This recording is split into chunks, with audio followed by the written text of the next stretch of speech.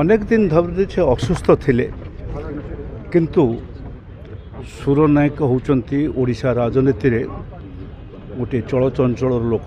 ଅସୁସ୍ଥ ଥିଲାବେଳେ ମଧ୍ୟ ଆମେ ଅନୁଭବ କରୁଥିଲୁ ସେ ରାଜନୀତି ମାନେ ସବୁ ପ୍ରକ୍ରିୟାରେ ସେ କେମିତି ଭାବରେ ନିଜକୁ ଯୋଗାଯୋଗ କରିବେ ସେ କାର୍ଯ୍ୟ ସେ ମଧ୍ୟ କରୁଥିଲେ।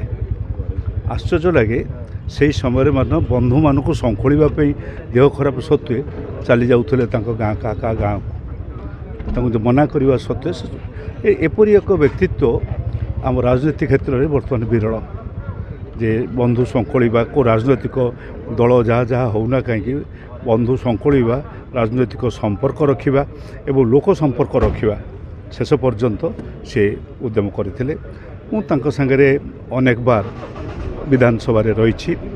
ଗୋଟିଏ ସ୍ପିକର ଥିଲାବେଳେ ସବୁଠାରୁ ବଡ଼ ସ୍ମରଣୀୟ କଥା ହେଉଛି ସେ ଏକ ସମୟରେ ଡେପୁଟି ସ୍ପିକର ଥିଲେ ଏବଂ ଅନେକ ସମୟ ଧରିକି ସ୍ପିକର ଆସନରେ ବସୁଥିଲେ। ସେ ସମୟରେ ମୁଁ ଗୋଟିଏ ଥର ତାଙ୍କୁ କହିଲି, ମୁଁ କହିଲି ଆପଣ ହେଉଛନ୍ତି ଏ ରାଜ୍ୟର ଆକବର, ଆମେ ଆପଣଙ୍କର ଅଧସ୍ଥାନ କର୍ମଚାରୀ। ମୋତେ କହିଲେ କ'ଣ ସାର୍ ବୁଝିବାକୁ? ମୁଁ କହିଲି ଆମେ ସବୁ ଟିକେ ଯେଉଁମାନେ ଆକବରଙ୍କ ସଭାରେ ଥିଲେ ସେ ଆକବର ତାଙ୍କ ଅନୁମତି ଦେଉଥିଲେ, ସେ ସବୁ କଥା କହୁଥିଲେ। ମୋତେ 5 ମିନିଟ୍ 7 ମିନିଟ୍ ସମୟ ଦେବା ପରିବର୍ତ୍ତେ ସେ 15 ମିନିଟ୍ ସମୟ ଦେଲା। ଏଇଟା ଗୋଟେ ମୋର ଜୀବନରେ ବଡ଼ ଅଛି ଯେ ମୁଁ ସମସ୍ତେ ପାର୍ଟି କରୁଥାନ୍ତି ତାଙ୍କୁ ଏତେ ସମୟ କ'ଣ ଦିଆହେଲାଣି, କିନ୍ତୁ ସେ ଦେଇଥିଲେ। କହିଲେ ନାଇଁ ସିଏ ଜଣେ ଜାଣିବା ଲୋକ, ପଣ୍ଡିତ ସଭାର ବୋଲି କହୁଛନ୍ତି। ତେଣୁ ତାଙ୍କ ସାଙ୍ଗରେ କମିଟିରେ ଯାଇଛି, ବହୁତ ଦୂର ଦୂରକୁ ଯାଇଛି। ତାଙ୍କ ପରି ମୋର ଗୋଟେ ଭାଇ ହିସାବ ସେ ମୋର ବଡ଼ ଭାଇଙ୍କର ଅତି ପ୍ରିୟ ଥିଲେ ଏବଂ ମୋର ନିଜର ବ୍ୟକ୍ତିଗତ ଭାବରେ ମଧ୍ୟ ବଡ଼ ସେ ଦୃଷ୍ଟିରୁ ମୋ ପ୍ରତି ଅଧିକ ଶ୍ରଦ୍ଧା ତାଙ୍କର ଥିଲା, ମୋର ସମ୍ମାନ ତାଙ୍କ ପ୍ରତି ଥିଲା।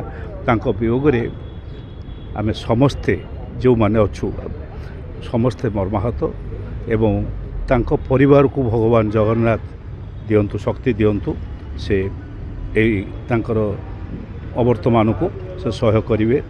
ଆଉ ମୁଁ ତ ଭାବୁଛି ଆଜି ବିଧାନସଭାରୁ ଲୁଗା ପିନ୍ଧା ରାଜନୀତିର ଆଉ କେହି ନାହାନ୍ତି। ତାଙ୍କ ପରେ ବୋଧେ ମୁଁ ଥିଲି।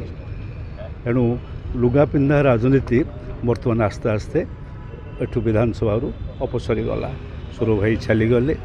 ଆମେ ସମସ୍ତେ ନାଇଁ ପ୍ରଫୁଲ୍ଲ ପ୍ୟାଣ୍ଟ ସାର୍ଟ ପିନ୍ଧନ୍ତି, ବେଳେବେଳେ ଇଏ କରନ୍ତି, ଟ୍ରାଉଜର ପଞ୍ଜାବୀ ପିନ୍ଧନ୍ତି।